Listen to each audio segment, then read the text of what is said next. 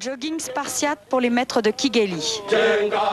Dans la capitale, le nouvel ordre s'impose peu à peu.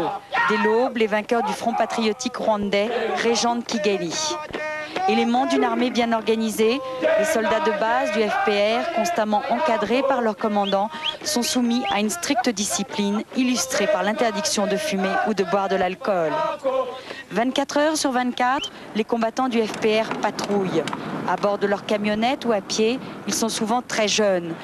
Ici, ils contrôlent le quartier de Nyamirambo.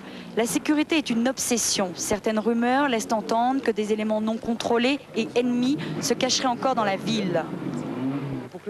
La population nous dénonce les gens.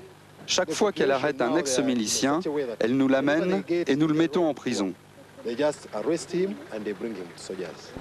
Des mots d'ordre sont lancés pour la reconstruction.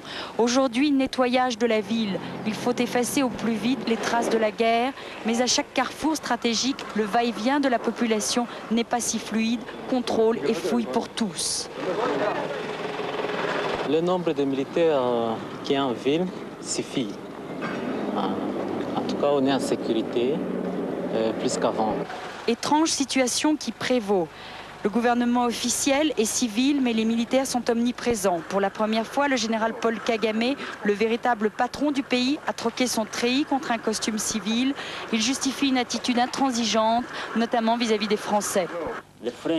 Les Français, qui ont en principe le contrôle sur la zone de sécurité, ont fait peu de choses pour stopper les ex-milices et les soldats.